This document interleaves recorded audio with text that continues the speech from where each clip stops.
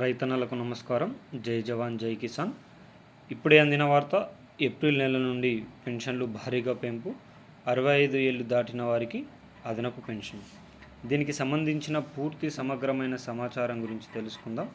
ఎవరైనా మొట్టమొదటిసారిగా మన ఛానల్ని చూస్తున్నట్లయితే చూసిన వెంటనే లైక్ చేయండి, అదేవిధంగా షేర్ చేయండి, అదేవిధంగా కామెంట్ చేయండి, అదేవిధంగా సబ్స్క్రైబ్ చేసుకొని బెల్ ఐకాన్ ఆన్లో పెట్టడం వల్ల రెండు రాష్ట్ర ప్రభుత్వాల నుంచి వచ్చే ముఖ్యమైన సమాచారం నోటిఫికేషన్ రూపంలో రావడం జరుగుతుంది.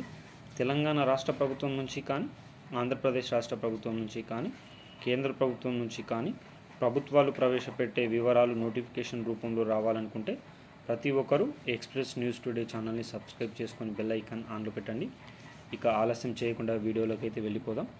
కేంద్ర ప్రభుత్వం నుంచి వచ్చే పెన్షన్ 80 ఏళ్ళు దాటిన వారికి 20% అదనపు పెన్షన్ని ప్రకటించే వీలు ఇన్ని రోజులు ఉండేది. దీన్ని చాలా వరకు రాష్ట్రాలు ఇప్పటికే పాటిస్తున్నాయి. అయితే దీనిపైన పార్లమెంట్ కమిటీ నూతన విధి విధానాలను ప్రకటించడం అయితే జరిగింది. ఇప్పటి నుంచి 65 ఏళ్ళు దాటిన వారికే అదనపు పెన్షన్ ఇవ్వబోతున్నామని, ఇది పార్లమెంట్లో ప్రవేశపెడుతున్నామని, ఇది ఒకవేళ బిల్లు ఆమోదం పొందితే వృద్ధులకు అనేది ఎంతో సౌలభ్యకరంగా ఉంటుందని పేర్కొనడం అయితే జరిగింది. 65 ఏళ్ళకి 5% పెన్షన్ అదనపు పెన్షన్ వస్తుందట. 70 ఏళ్ళు దాటిన వారికి 10% అదనపు పెన్షన్, 75 ఏళ్ళు దాటిన వారికి 15% అదనపు పెన్షన్, 80 ఏళ్ళు దాటిన వారికి 20% అదనపు పెన్షన్ ఇవ్వాలని కేంద్ర ప్రభుత్వం నిర్ణయిస్తున్నట్లు సమాచారం.